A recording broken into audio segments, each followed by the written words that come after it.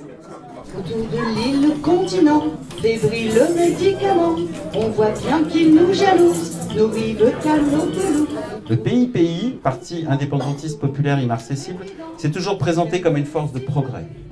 C'est tout l'avantage de la révolution de Jasmin, la révolution des œillettes, tout ça, ça porte des beaux noms. Nous, ça s'appelle la révolution de la Civelle et de l'Angélique de l'Estuaire, et ben c'est cool.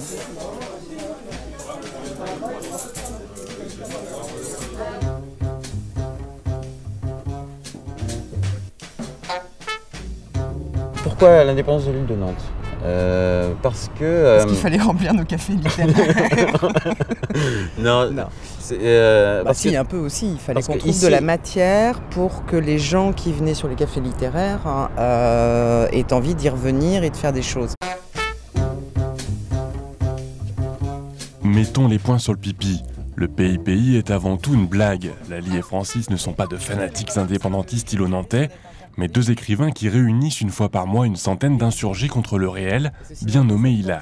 On est un peu même dépassé par les idées qui commencent à germer. Et pourtant, c'était l'idée, c'était débrider les imaginaires et de convoquer quelques artistes, doudingues et autres représentants de notre île indépendante bien aimée.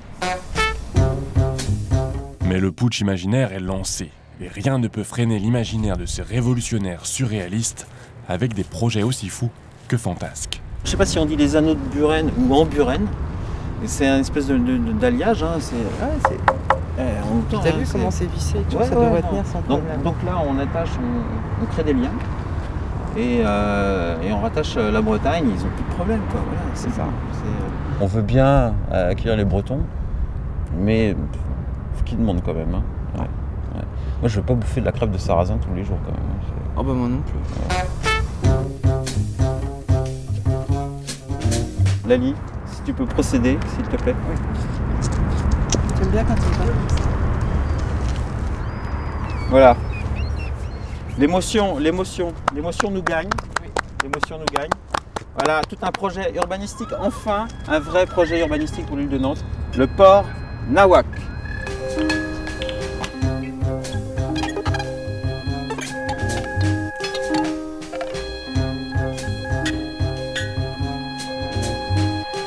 Détachés du réel avec toutefois les pieds bien ancrés sur terre, ces deux anciens Parisiens sont littéralement tombés amoureux de l'île à un détail près, et ils comptent bien participer à y remédier.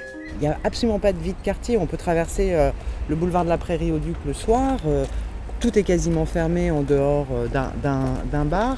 Grâce au putsch du parti, on a rencontré des gens qui sont un petit peu plus loin, notamment un luthier, Patrice, un type adorable et tout. Quand je descends chercher du pain à l'autre bout, maintenant on se croise, on se connaît, et on a un peu envie de le lien, on n'a pas envie de vivre dans une ville nouvelle, quoi. Donc ça participe de ça, c'est ça aussi. Voilà.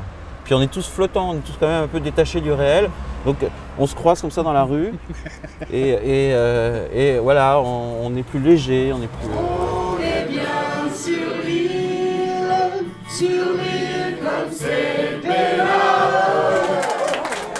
Bon, un verre pour Antoine.